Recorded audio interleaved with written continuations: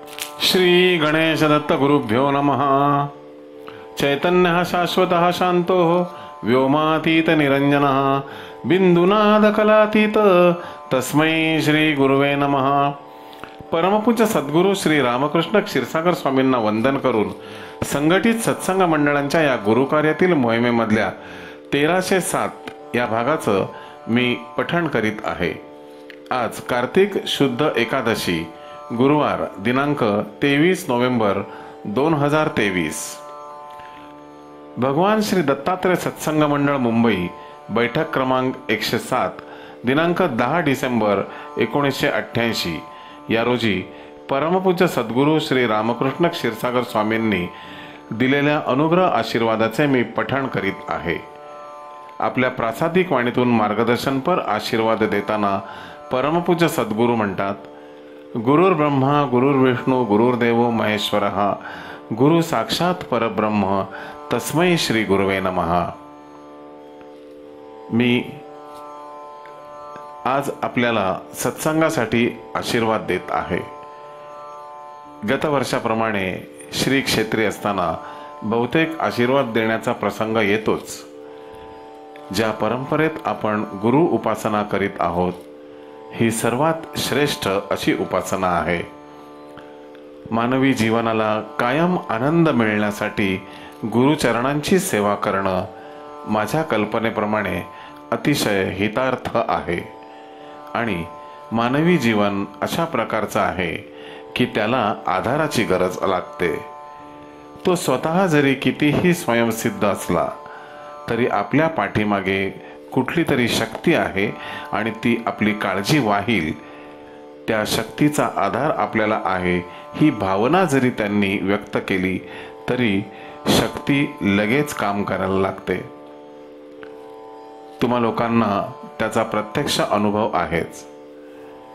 श्री गुरु प्रत्यक्ष हयातीत असताना त्यांनी त्यांच्या भक्तांना नाना प्रकारचे अनुभव देऊन त्यांची श्रद्धा दृढ केलेली आहे आणि प्रत्येक भक्ताला आशीर्वाद देताना मी तुमच्या पाठीशी सदैव आहे असंही सांगितलेलं आहे। गुरुचरित्राच्या 47व्या अध्यायामध्ये दिवाळीचा प्रसंग विशेष लक्षात घेण्यासारखा आहे।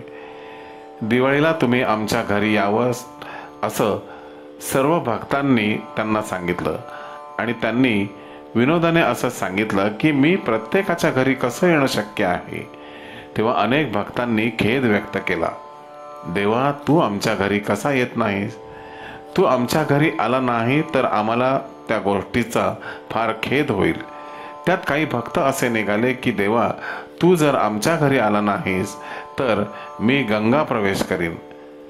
भक्तांच्या आग्रहानुसार आणि भक्तांच्या प्रेमानुसार श्री गुरूंनी 7 शिष्यांना निरनिराळ्या वेळेला बोलवलं आणि सांगितलं की दिवाळीसाठी मी तुझ्या घरी येतो, पण तू मात्र मी तुझ्या घरी येणार आहे हे कोणाला सांगू नकोस। असा 7ही शिष्यांना निरोप दिला आणि जा म्हणून सांगितलं।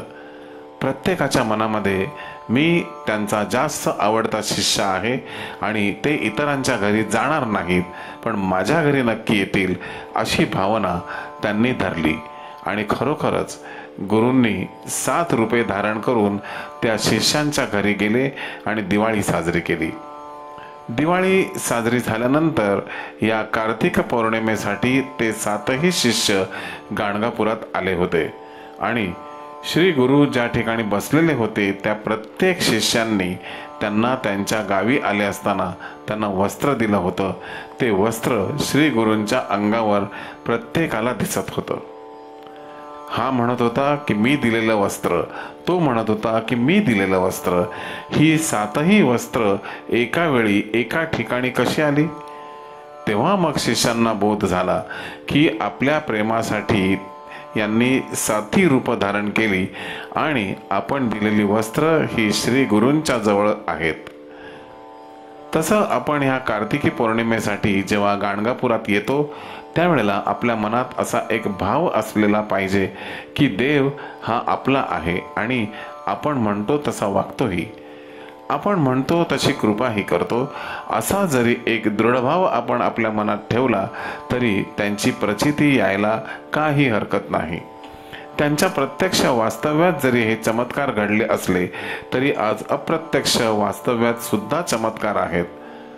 तुम्हा सर्वांना गाणगापुरात येण्याची बुद्धी होते कशी? तुम्हाला येणाऱ्या अडचणी तुम्ही दूर ठेवता किंवा येणाऱ्या अडचणी त्यांच्या कृपेने दूर होतात आणि तुम्ही गाणगापुरात येता. यात कुठेतरी सूत्र आहे.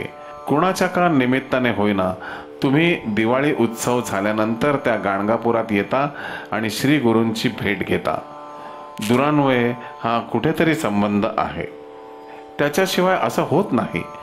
नाहीतर आज ह्या गाणगापुरामध्ये निरनिराळ्या ठिकाणाहून जे लोक आलेले आहेत त्यांची संख्या पण कमी नाही. त्यांची संख्या यावर्षी तरी भरपूर आहे.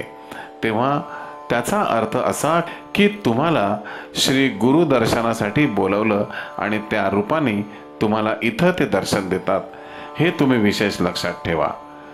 तेव्हा त्यांचे अनुभव येण्यासाठी आपण जी त्या भक्तिभावाने त्यांची सेवा करतो त्या प्रत्यक्ष सेवेचा अनुभव आपल्याला कुठे मिळेल तर तो ह्या गाणगापुरात मिळेल. माझं वास्तव्य मी या ठिकाणी मुद्दाम 7 दिवस ठेवलेला आहे. हा काही तुम्हाला पाहून मी निर्णय घेतलेला नाही, पण दूरदृष्टीचा विचार जेव्हा मी केला तेव्हा अनेक वर्षांपूर्वी मी ही प्रथा सुरू केली की द्वादशीला यायचं आणि पंचमीला तिकडून निघायचं, किंवा ज्या वारी जायचं त्याच वारी पुन्हा नगरला यायचं.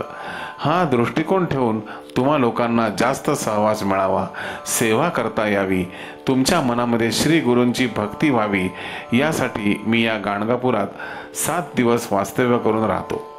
तेव्हा तुम्ही सर्व भक्तांनी एक लक्षात ठेवलं पाहिजे की आपण ज्या परंपरेने चाललेलो आहोत ती परंपरा अगदी योग्य आहे, कुठे काही चूक केलेली नाही. तेव्हा आपणही 7 दिवस तिथं कसं राहता येईल, आपल्याला 7 दिवस सेवा कशी करता येईल. मी समजू शकतो की एखाद्याला 7 दिवस राहता येणार नाही, पण त्यांनी कमीत कमी येऊन जाणं इतकं तरी लक्षात ठेवलं पाहिजे. वेळात वेळ काढून त्यांनी आलं पाहिजे, श्री गुरूंची भेट घेतली पाहिजे. अहो, आपण प्रेम जर केलं तर प्रेम मिळतं, आपण प्रेम नाही केलं तर प्रेम मिळत नाही. आणि प्रेम केव्हा उत्पन्न होतं की जेव्हा माणसाच्या मनात कुठेही स्वार्थ नाही, निस्वार्थीपणाची भावना आली की प्रेम उत्पन्न होतं. तसं तुम्ही सर्व लोकांनी या सत्संगासाठी येताना एक प्रेमाची भावना ठेवा की आपण आज आशीर्वाद घ्यायला इथे जाणार आहोत, आशीर्वादाचे 2 शब्द ऐकण्यासाठी जाणार आहोत. हाच तुमच्या नशिबात सत्संग आहे. त्यासाठी जे करीत असाल ते चुकीचं आहे असा मुळीच त्याचा अर्थ नाही, पण खरा सत्संगाचा जो अर्थ आहे तो हा आहे. आज आपल्या आशीर्वाद घ्यायला तिथे गेलं पाहिजे, तेव्हा आपण वेळेवर पोचलं पाहिजे, लवकर पोचलं पाहिजे. ते आशीर्वाद आपण शिरसावंद्य मानले पाहिजेत. असं जर तुम्ही सातत्याने करीत राहिलात तर त्यातून एक शक्ती निर्माण होईल आणि ती तुमच्या कल्याणाला कारणीभूत ठरेल. तेव्हा या सत्संगासाठी अवश्य येत जा. माझे आशीर्वाद तुमच्या पाठीशी आहेतच. श्री गुरुदेव दत्त. या आशीर्वादाचे हे पठण परमपूज्य सद्गुरू श्री रामकृष्ण क्षीरसागर स्वामींच्या चरणी सादर अर्पण. इदम नमः. गुरुबंधू आणि भगिनींनो, या पुढील आशीर्वादासाठी पुन्हा भेटूया उद्या सकाळी 6 वाजता. श्री गुरुदेव दत्त.